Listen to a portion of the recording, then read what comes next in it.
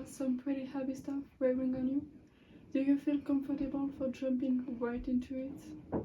I guess that sounds good, yes. Let's start with your family. Can you tell me your situation with your own words? Well, for starters, my dad, the king, passed away unexpectedly a few months back. I'm so sorry to hear that. How have you been coping with that loss? Not very well, because 6 months later, my mother married his brother, just to find out that the bastard killed my father in the first place. Wow, that's his heavy. Out of curiosity, how did you find that out? Well, my father told me. Your father? His ghostly apparition. Okay, and how was this experience? Kind of weird, confusing. I don't know. He kept going on and on about Claudius and to avenge his soul. And I assume Claudius is your... My uncle, yes.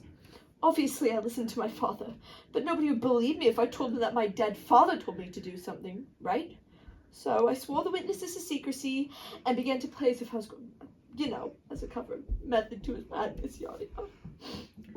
Interesting. Right, back to the ghost thing. Are you the only one who can see him? Not all the time. Sometimes, the first few times, the guards saw him. Then again, when I was yelling at my mother, he talked to me, but she could not see him. Interesting. And by avenging your father, you mean murdering Claudius? Murder's a harsh word.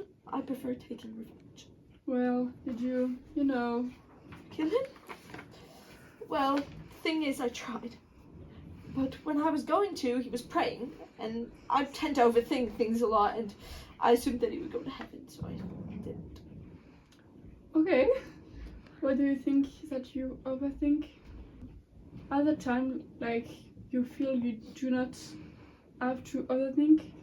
If you can think back to the time you acted without overthinking, that could help. Well, there was that time that I mentioned earlier. I was yelling at my mother. I was so preoccupied, I ended up killing Polonius by accident.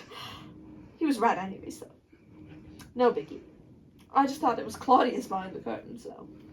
How can you just take an innocent life without feeling anything? No regrets? Guilty? That may be the one thing I give the least amount of thought to. I just feel bad for poor Ophelia. What a fool. Hey, thanks for seeing me on such short notice. Of course, I'm here to help you. What seems to be the problems today? Well, it's actually about one of your other patients, Hamlet. The Queen told me that he sees you. I was just wondering, what does he say about me? Well, I do meet with him. There are laws that forbid me from discussing other patient appointments, which mean I cannot go into details about his privacy matters. I hope you can understand that. Okay, well, does he, say anything about me, or, has he mentioned me at all? I cannot tell you what he say. I told you. I'm neutral party. What brings you in today regarding him? Well, me and Hamlet, we kind of used to have this thing for a while. But I wasn't really, allowed to see him because he was the prince. But we made things work. Okay, and why was this change? He went mad, and then he killed my freaking father. I'm so confused, and now I feel like I'm going mad. I'm so sorry for your loss. What do you mean by going crazy? Well, I can't stop thinking about him.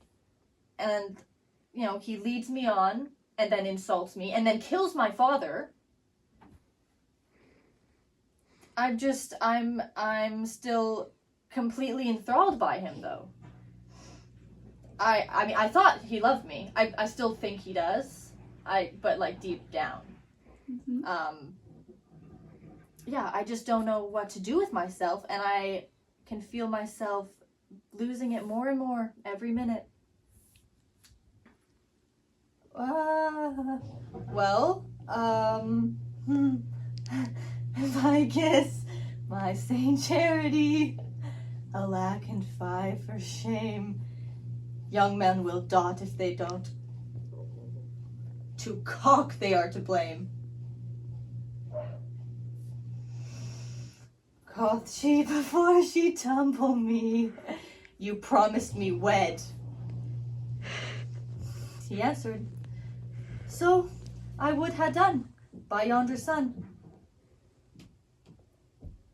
And thou hast not come to my bed.